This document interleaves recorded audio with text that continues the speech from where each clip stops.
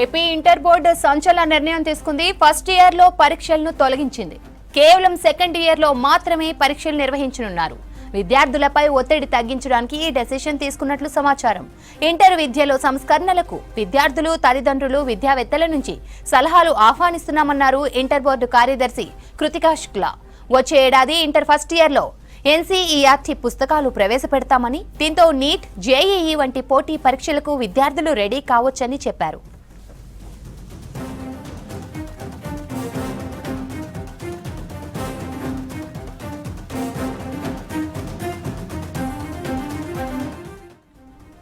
AP inter board సంచలన నిర్ణయం తీసుకుంది. ఫస్ట్ ఇయర్ లో పరీక్షలను తొలగించింది. కేవలం సెకండ్ ఇయర్ లో మాత్రమే పరీక్షలు నిర్వహించనున్నారు.